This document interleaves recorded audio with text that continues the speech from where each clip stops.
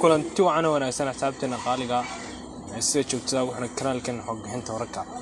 fadlan ku soo biir kanaalka xog bixinta wararka si ay ku soo gaaraan muuqaalada xiisaha leh ama barnaamijyada xiisaha leh aan halkan soo gelino waxaa 24 saac ay ugu dambeeyay baraha bulshada galgalay fanaanka da'da yar ee Sharma Boy waa wiil talent leh ama fanaan talent leh oo heesiisa raabka ay isla waqtiga soo baxaan baraha bulshada ay galgalaan ama ahaato TikTok, Instagram, YouTube ama Facebook. Sharma Boy waa fanaanka kaliya ama wiilka kaliya ay isla waqti xaadirkan reer Muqdisho iyo Soomaalida meelkasta dunida ka joogtaanba ay heesihiisa taageerto. Haddaba wasiirka Soomaaliya ee waxbarashada Goodax Barre ayaa ku taxaabay in ardayda dhacday sanadkan ciladu ka jirta ay tahay in ay TikTok waa shay oo qof kasta arday halka wax ka akhrisan lahaa uu TikTok ku soo carriyo uu ku fikirayo sidii uu soo bandhigi lahaa muuqaal. Haddaba Sharma Boy oo cimaamada iska tuura in aanay waxaasi waxba ka jiraan oo Sharma Boyna uu yiri in aanay Soomaaliya waxbarasho gabi ahaanba oo haddaba Sharma Boy heesihiisa ku dhaleecaya ama uu soo bandhigi lahaa sidii ku dhici lahayd ardayda Soomaaliyeed. Heesihiisa ugu dambeeyay waxaa ka mid ah sidii dheesha dhacdhac ama heesha dheela. Haddaba Sharma Boy oo lala xiriiray ayaa sida tan u warramay isagoo khadka telefoonka ugu warramay YouTuber-kan da'da yar ee Liicaato Libaan Aadan Cali oo ku magac dheer Liicaato Official. waa tan oo dhammaystiran halkan ka daawo kanaalka xog bixinta wararka. Haddii aanad hore ugu soo biirin fadlan ku soo biir oo taabada calaamadda subscribe ay ku qorantay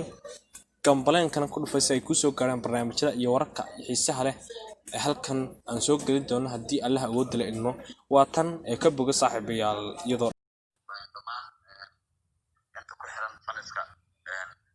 YouTube-ka Liicaato Sandareem maayo kal ilaab wada salaamaya dhammaan Soomaaliyeed hadda maqalkay ku soo gaaray saaxiib waxaan ku salaamayaa salaanta islaamka oo ah assalaamu calaykum waraxmatullaahi wabarakaatuh. aad iyo aad ka qaadnay Sharma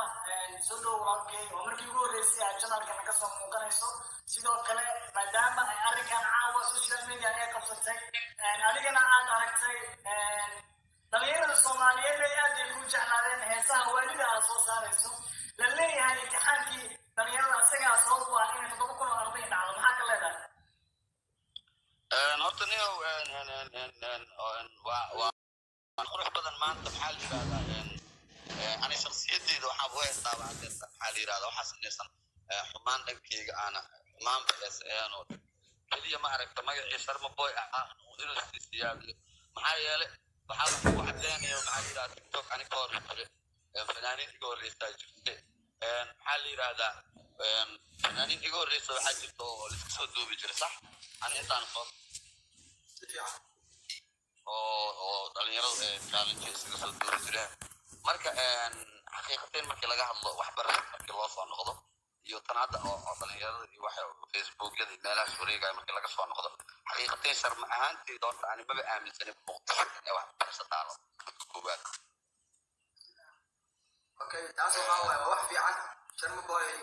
heesaha ay kaga duwan yihiin heesaha fanaaniinta waa ay ku qabsadeen TikTok-ka. horta aniga maxaa la yiraahdaa heesaan aan qaado ama waxaan qaado heesta uma aqaan horta madadaalo aan aqaana fankaasiisa wuxuu kala baxaan markii madadaalo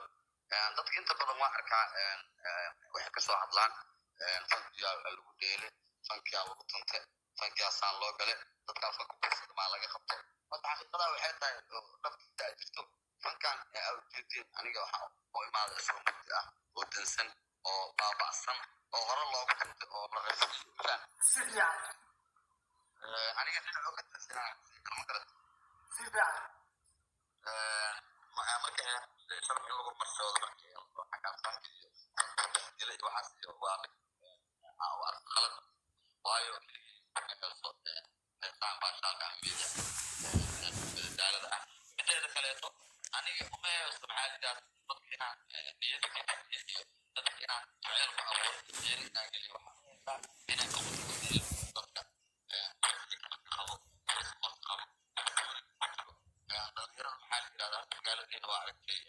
ama dalkeena guddaan khaasatan muqdisho iyo xaaladda lagu jiro waa aragtay dhalinyaradii qaarkood waxbarashada iyadoo waa mahay qiiqa marka laga hadlo daraad loo ogeysta isticmaal gudaha meediyaha oo meel walba aragtay